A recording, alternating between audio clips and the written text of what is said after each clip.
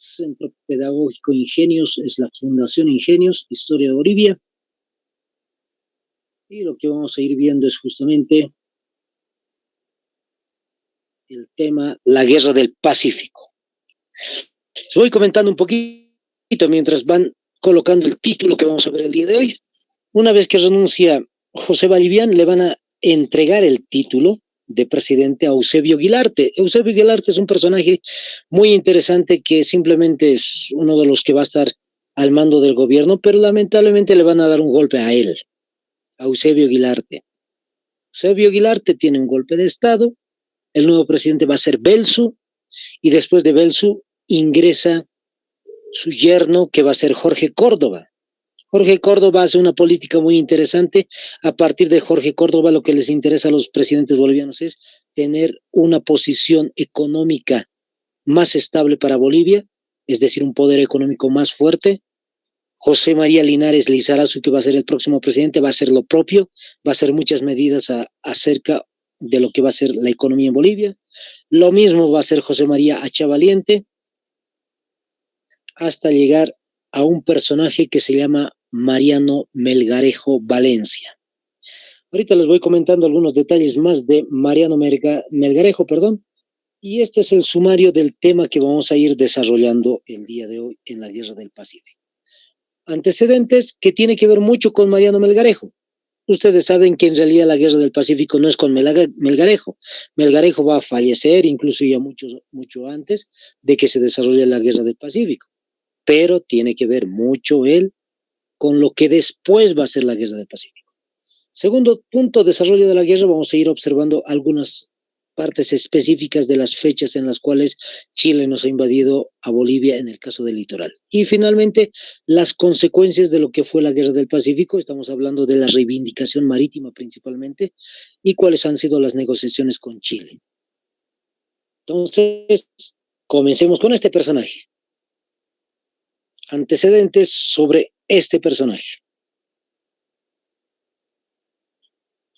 Vamos a anotar un primer detalle que es muy importante.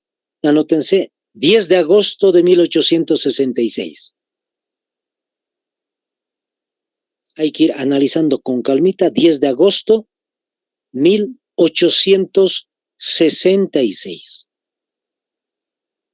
¿Qué se hace en esa fecha? Anótense ahí al ladito. Un tratado de límites con Chile. Ojo, tratado de límites con Chile.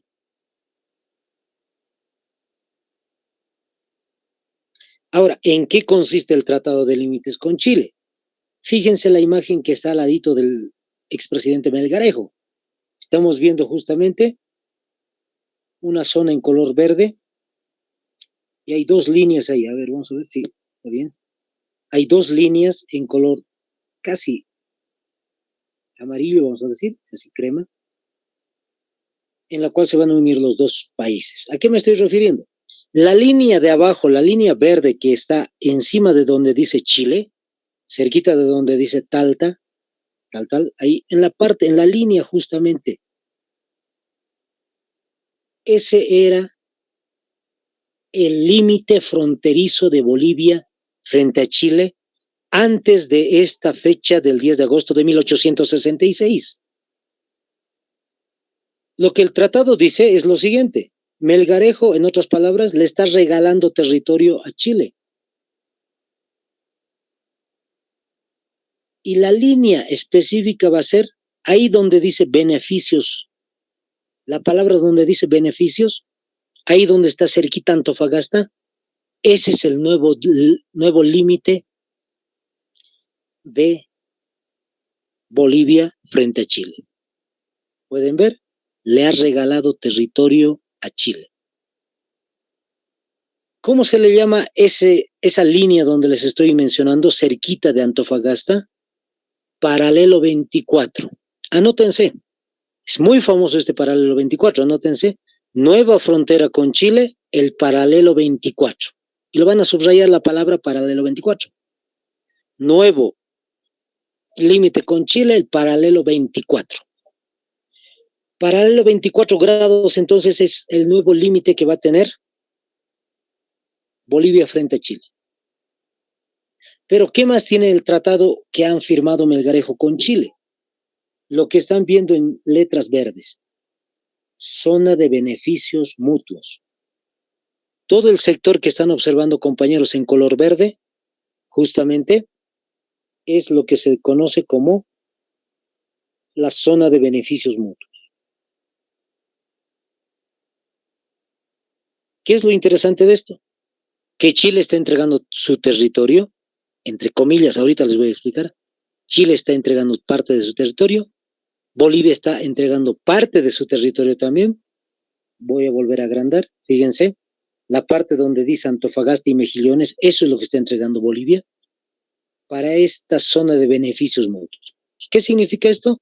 Que tanto Chile como Bolivia pueden ingresar a ese territorio con libertad y pueden empezar a explotar todo lo que ellos deseen. Ojo, parece muy interesante el tratado, parece muy bonito porque parece ser que Chile ha entregado territorio para esta zona de beneficios mutuos. ¿Por qué les digo que parece? Porque en realidad, si se han dado cuenta, compañeros, esa parte que Chile está entregando a la zona de beneficios mutuos era territorio boliviano. Al final de cuentas, ¿qué estamos diciendo? Que Chile no ha entregado nada de su territorio. Es lo que Melgarejo le ha regalado a Chile y eso está entregando Chile como diciendo, como aceptando de que hay una zona de beneficios mutuos para los dos países, pero en realidad no existe eso. ¿Está claro, no, compañeros? Me dicen nomás, me interrumpen nomás cuando compañeros me digan, profe, no he entendido esta parte, puede volver a repetir. Me dicen nomás, compañeros. Siempre les digo, es mejor tener dudas aquí que tener dudas en el examen y no saber responder. Ahí está entonces, compañeros. Esa es una de las primeras medidas, uno de los primeros antecedentes de lo que va a ser justamente la guerra del Pacífico. Termina el gobierno de Mariano Melgarejo y lamentablemente el tratado se va a quedar tal como está. No va a poder cambiar nada. El próximo presidente va a ser Agustín Morales, quien le va a dar golpe de estado al Melgarejo.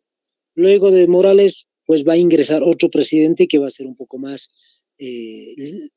vamos a decir, de casta civil, pero más legalista, que se llamaba Tomás Frías Ametler. Tomás Frías ha sido presidente en 2 ocasiones y posteriormente Adolfo Vallivian Coll. Vamos a anotar otro año, 1873.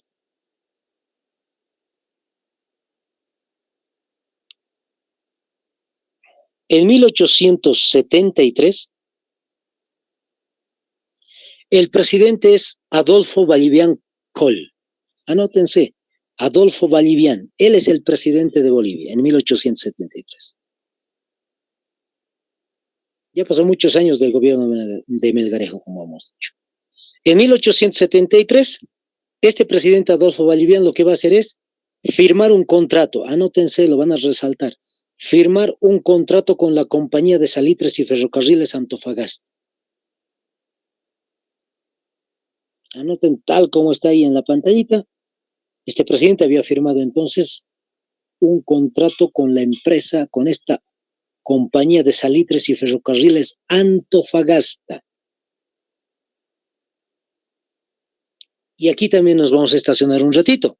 Vamos a especificar algunos datos importantes de lo que es la empresa, la Compañía de Salitres. Hay que especificar 3 detalles importantes. Número 1, el primer detalle. La empresa es de capital chileno. En otras palabras, ¿qué estamos diciendo? ¿Quién es el dueño de esta empresa? Chile. Pero también Inglaterra. Anótense, Inglaterra. Son algunos casos que no sé por qué motivos en el colegio no nos avisan, no nos dicen, no nos especifican. Inglaterra es dueño también de esta compañía de salitres Ferrocarriles Antofagasta. Segundo punto, anótense, segundo detalle. El contrato, así anótenlo tal como les estoy diciendo, el contrato no fue ratificado por el Congreso. el contrato no fue ratificado por el Congreso. ¿Qué estamos diciendo? Que este contrato que ha sido hecho entre Chile y Bolivia, entre los ministros, si quieren ustedes, entre los presidentes, si quieren, tenía que pasar a los diputados y senadores en Bolivia y volverlo una ley. Pero no se ha hecho eso, ojo.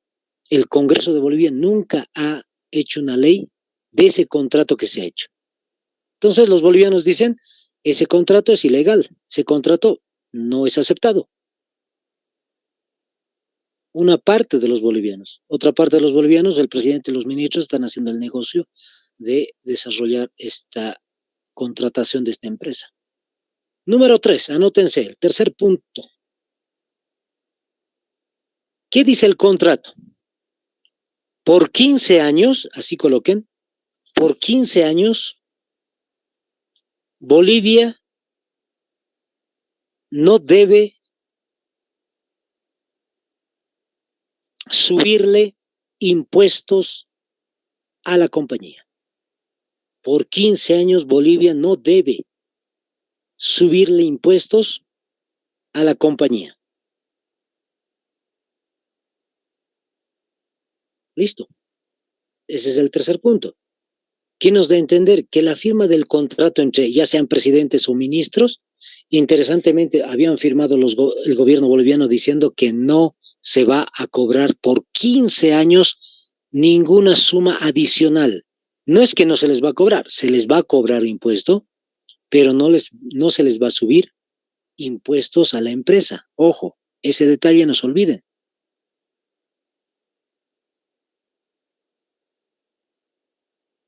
Vamos con el siguiente personaje. Como dijimos, Tomás Frías fue presidente 2 veces.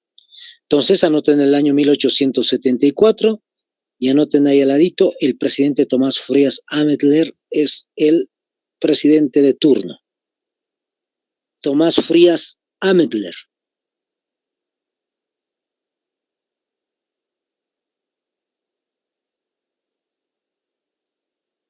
¿Qué es lo que va a hacer este presidente Ametler?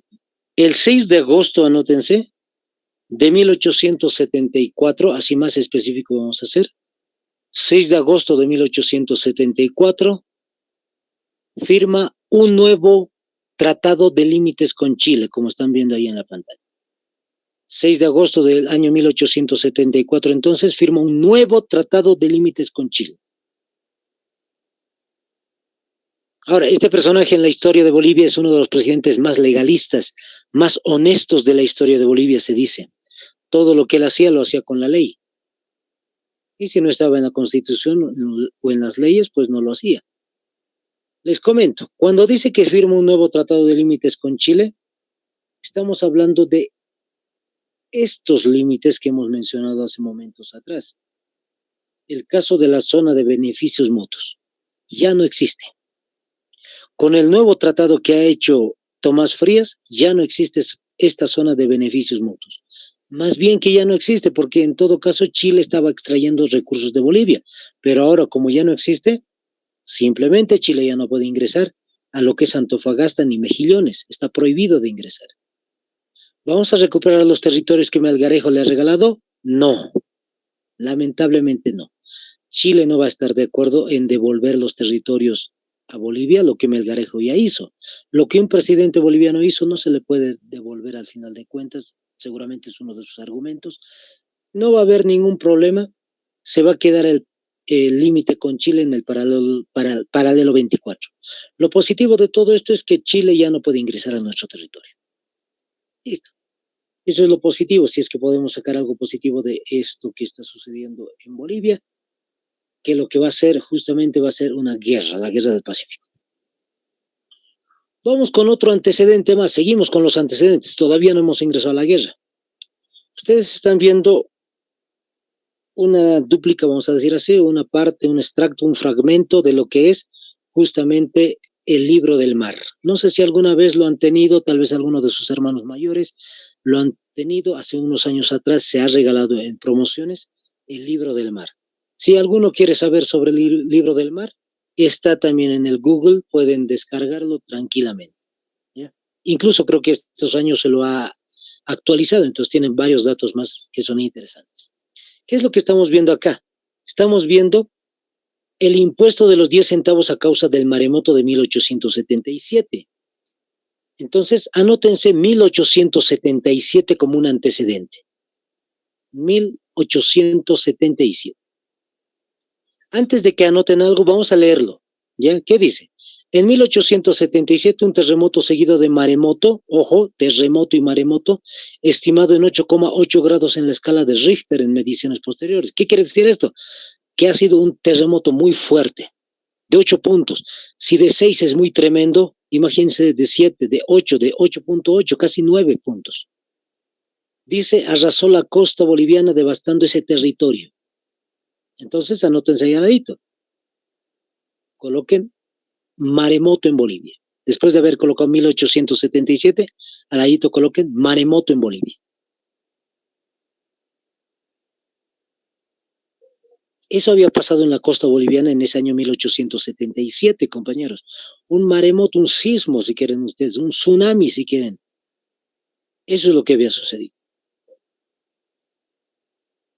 ¿Qué más dice? Vamos a seguir leyendo. Dice, por si esto fuera poco, en 1878 una terrible sequía asoló importantes sectores del territorio boliviano. Entonces, anótense el año, 1878, sequía. 1878, sequía. Sequía en Bolivia, ¿no? 1878, sequía en Bolivia. Listo, nos estamos acercando a la Guerra del Pacífico. 2 años, fíjense, 1879 van a ser ahorita. Entonces, ¿qué más dice? Como consecuencia de estos desastres naturales, el gobierno de Bolivia solicitó a la empresa anglo-chilena, ojo, anglo, está diciendo Inglaterra, y Chile, Compañía de Salitres y Ferrocarriles de Antofagasta, el pago de 10 centavos por cada quintal de salitre exportado. Ojo, ahí está el dato que en colegio muchas veces nos repiten, los 10 centavos por quintal de salitre.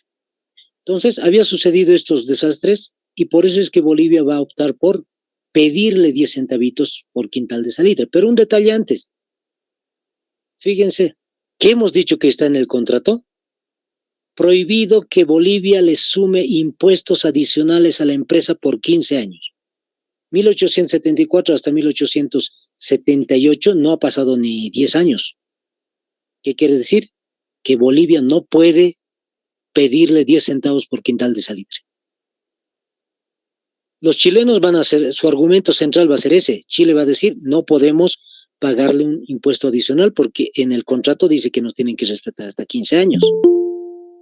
Pero en el lado boliviano va a decir, no hemos colocado el contrato como una ley. Es decir, el Congreso de Bolivia, diputados, senadores, no lo han aceptado todavía como una ley. Entonces, no es legal totalmente. Ese es el problema que hemos tenido en cuanto a 1878. Ahora sí, anótense 1878 otra vez y ahora sí anoten, Hilarión Daza dicta la ley de 10 centavos por quintal de salitre. Le van a tener que pedir a Chile los 10 centavos, pero no va a querer pagar. Ahí está, anótense entonces, 10 centavos por quintal de salitre a la compañía de salitres Ferrocarriles de Antofagasta. Un detalle muy interesante, compañeros, mientras van anotando les voy comentando. Más de uno, tal vez algún compañero o compañera puede decir, pero profe, son 10 centavitos. En esos 10 centavitos nadie gana ni pierde mucho, no hay mucho problema. Pero en realidad sí hay problema por este detalle. ¿Cuántos quintales sacará la empresa?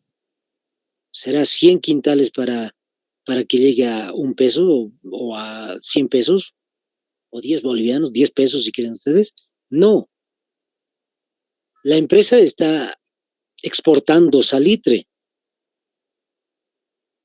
en toneladas y toneladas a Europa. ¿Qué quiere decir esto? Si decimos toneladas y toneladas, significa que esos 10 centavitos se hace una cifra millonaria en realidad. Eso es lo que no quiere pagar la empresa porque sabe que es mucho dinero en realidad. Segundo detalle, esos 10 centavitos no son los 10 centavitos que hoy tenemos. Con esos 10 centavitos se podía comprar seguramente 3, 4, 5, 10 artículos tal vez. Es decir, el dinero era más, podía conseguir más productos que lo que es ahora. Entonces ahí está, un dato por si acaso les comento a modo de pequeña observación. Ahora, Hilarión Daza ha hecho esta ampliación de 10 centavos por quintal de salitre. La empresa no va a querer pagar. Van a venir ministros de Chile, desde Santiago de Chile a La Paz. Van a tratar de desarrollar distintos tipos de debates, discusiones diplomáticos para tratar de salir del problema. Y mientras los chilenos están aquí en La Paz, interesantemente, ¿qué es lo que pasa cerca de Antofagasta? Barcos de Chile están tratando de llegar cerca, o por lo menos están muy cerca de Antofagasta. ¿Qué quiere decir? Que se escucha que va a haber guerra. Subtítulo: Desarrollo de la guerra, justamente, compañeros. Al final no se ha podido desarrollar ningún tipo de solución y simplemente los chilenos han tenido que marcharse a su país y a partir de ahí pues se va a desarrollar la guerra que estamos observando. Fecha principal, subrayenlo, anótenlo en su cuaderno, subrayenlo, 14 de febrero del año 1879 va a ser la fecha de inicio de la Guerra del Pacífico. Un detalle muy curioso, muy chistoso, 14 de febrero. No sé si todos los jóvenes saben, pero por lo menos algunos deben saber. Día de los Enamorados. Entonces, fíjense, 14 de febrero. De eso se van a acordar. Siempre les digo, compañeros, jueguen con las fechas. Si uno no se puede acordar fácilmente, entonces con fechas relacionadas a algún evento. Tal vez sea el cumpleaños de algún compañero o de alguna compañera. Entonces, 14 de febrero, ya me acuerdo. Y es la fecha de la Guerra del Pacífico, así, ¿no? Entonces, traten de hacer todo lo posible.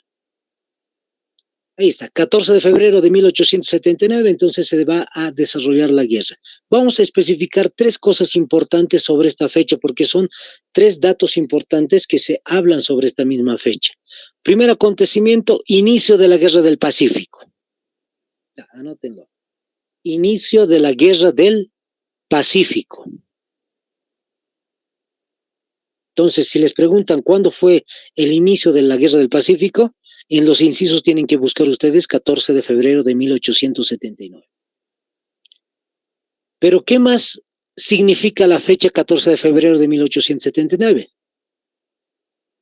Anótense, Chile invade Bolivia. Es lo mismo decir Guerra del Pacífico, inicio de la guerra, o decir Chile invade Bolivia, es lo mismo. Pues es el mismo evento, es el mismo día. Pero hay que especificar porque la pregunta puede ser ¿cuándo Chile invadió Bolivia? Y ahí está la fecha, es la misma, 14 de febrero de 1870. Ahora, un tercer elemento, el último. ¿Qué también representa el 14 de febrero? Lo que están observando ahí. Toma de Antofagasta. Entonces, esta fecha tiene 3 versiones como están observando ustedes. Inicio de la Guerra del Pacífico, Chile invade Bolivia o la toma de Antofagasta. Esos son los datos que tienen que recordar, resaltar, compañeros. Esa fecha es simbólica, muy importante. Ahora, vamos a mencionar algunos detalles importantes acerca de la toma de Antofagasta. Muchos ya deben saber el relato, pero hay que dar algunos datos adicionales a lo que va a ser Antofagasta. En realidad, cuando Chile tiene la intención de invadir Bolivia, de tomar Antofagasta, lo hace por un motivo que a veces no nos dicen, perdón, compañeros, no nos dicen en el colegio, muy curioso. Bolivia, al saber la negativa del gobierno chileno de tratar de pagar 10 centavos, ¿qué es lo que hace Bolivia? Le va a embargar todos los bienes a la empresa. Ojo, fíjense, Bolivia parece el malito ahora. Bolivia dice en otras palabras, no quieres pagar los 10 centavos, entonces te quito todo. Le está embargando, ustedes saben qué significa embargar, quitar todo. Todas las propiedades, todas las herramientas, todo le está quitando a la empresa. Pero otro detalle más, aparte de embargar, lo va a colocar en remate. ¿Y cuándo creen que es el día del remate? Justo 14 de febrero de 1879. Entonces Bolivia había estado tratando de rematar los bienes de la empresa para esa fecha 14, entonces seguramente los chilenos sabían eso y dijeron antes de que se remate las tierras o las herramientas y demás, pues vamos a tomar el puerto boliviano, Antofagasta. Ese es uno de los temas interesantes. Segundo detalle, esto a modo de descanso les comento. En realidad se dice que Chile era una pequeña franjita, como ya conocen ustedes, y esta pequeña franja, los analistas o los geopolíticos en Chile habían dicho, si Chile no se amplía, es decir, al lado de Argentina o al lado de Bolivia, si no se amplía, posiblemente va a desaparecer. Entonces los chilenos, la política chilena dijo, no queremos desaparecer. ¿Qué hacemos? Y empezaron pues a poblar las ciudades, las localidades del litoral boliviano. En otras palabras, hay más chilenos que bolivianos en el litoral. Por eso va a ser tan sencilla y tan fácil la toma de Antofagasta, Mejillones y otras localidades. Anoten un detalle importante que tiene que ver con el número de ciudadanos que existía en ese tiempo en Antofagasta. Uno, el caso boliviano. Anótense, en Bolivia, en Antofagasta, ¿cuántos bolivianos vivían? No se van a asombrar, son muy poquitos, porque recién estaba comenzando la época de la República y el acoplamiento, vamos a decir, la unión de localidades para formar ciudades. 1.226 bolivianos. Fíjense, en Antofagasta apenas vivían 1.226 personas bolivianas. Les vuelvo a repetir, 1.226 bolivianos. En cambio, chilenos, anótense, ¿cuánto es el número de chilenos que vive en Antofagasta? 6.544. Imagínense, 7 veces más. Perdón, 6 veces más en este caso, o 5 veces más. 6.544. 6.544. Impresionante, compañeros. Fíjense, hay más chilenos que bolivianos en Antofagasta. ¿Cómo van a ser los chilenos? Pues van a desembarcar en las costas de Antofagasta, van a llegar hasta la ciudad y van a tomar facilito la localidad de Antofagasta. Así de sencillo. Ahora vamos con los datos acerca de lo que fue la toma de Antofagasta. Ya datos más específicos. ¿Con cuántos barcos va a tomar Chile Antofagasta? 3 buques de guerra. Anótense.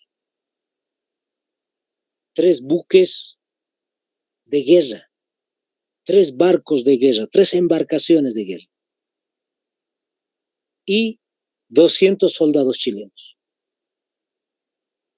Fíjense, muy poquitos en realidad. Cuando uno ve el despliegue estratégico de una operación militar, pues 200 son muy poquitos. Pero eso es lo que ha utilizado Chile, 200 soldados. Se dice que en las embarcaciones habían más soldados, solo que no lo han utilizado. ¿Por qué? 2 casos curiosos. ¿Qué más tiene Chile? Vamos a seguir anotando. Chile tiene armas de Inglaterra.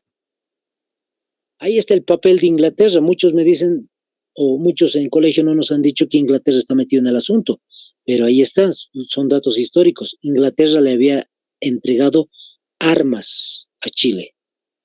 ¿Por qué? Porque la compañía de salitres es inglesa también.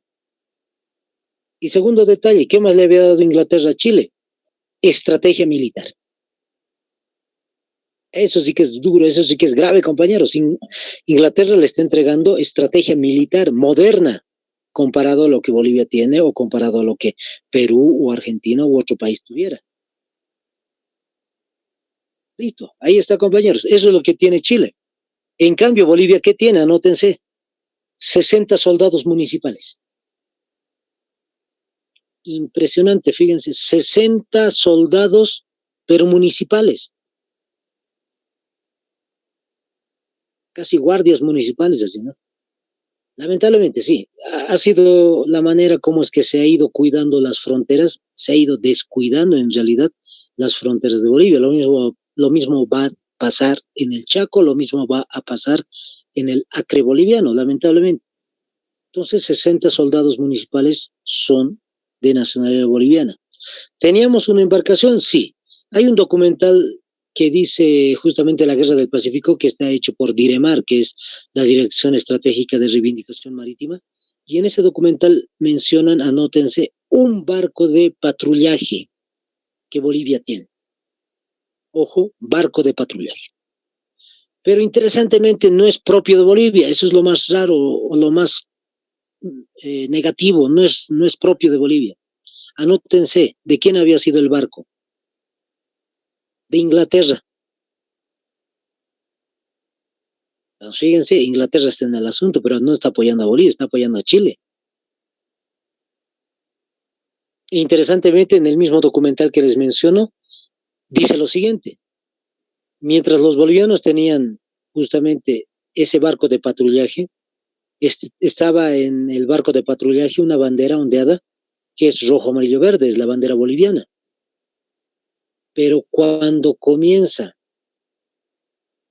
a tomar posición Inglaterra, vamos a decir, de la embarcación, quitan la bandera boliviana y le colocan la bandera de Chile. Entonces, fíjense, Inglaterra sí apoyó abiertamente a Chile. No más que en los textos de historia de Bolivia, o los docentes o los profesores muchas veces, no todos, algunos no nos mencionan esos detallitos. Ahí está. Entonces, Inglaterra también metido en el asunto de esta guerra. Para entender mucho mejor, compañeros, ¿por qué les hablo tanto de Inglaterra? Si buscamos en la historia, para el año 1879, ¿quién es Inglaterra? Si buscan ustedes en el texto de historia o en textos digitales, van a encontrar que Inglaterra es potencia mundial. Inglaterra es potencia mundial, es un imperio en realidad, y pues va a apoyar a Chile. Por eso se entiende que Inglaterra va a apoyar con estrategia militar y con armas a Chile, y Chile va a vencer a dos países, Bolivia y Perú. Si Chile solito combatía, posiblemente perdía. Pero como detrás está Inglaterra, pues es más sencillo para los chilenos desarrollar este tipo de combates y al final de cuentas va a vencer a dos países. Listo, ahí está entonces la toma de Antofagasta, compañeros, que fue lamentable. ¿A quién encontramos dentro de lo que va a ser Antofagasta? A una de las heroínas, una de las pequeñas heroínas que ha habido en la historia de la Guerra del Pacífico. Vamos a leer un poquito de lo que dice ahí en su reseña. Genoveva Ríos nace en 1865 y se ignora cuándo falleció. Curiosamente, no se sabe. Genoveva Ríos en ese entonces de 14 años de edad, fíjense, 14 añitos había sido y resguardó la bandera boliviana del edificio de la Intendencia de la Policía de Antofagasta. Fíjense un detalle, había estado la bandera ondeando en las dependencias de la Policía de Antofagasta. Imagínense, la niña no va a subir una gran parte del edificio, sacar la bandera y llevársela, no. Le van a entregar la bandera, la va a cuidar, sí, pero le van a entregar la bandera. ¿Quién? Fíjense ahí en el escrito, en la reseña, lo que ya han leído está, su padre. Clemente Ríos era comisario de la Policía Boliviana en Antofagasta.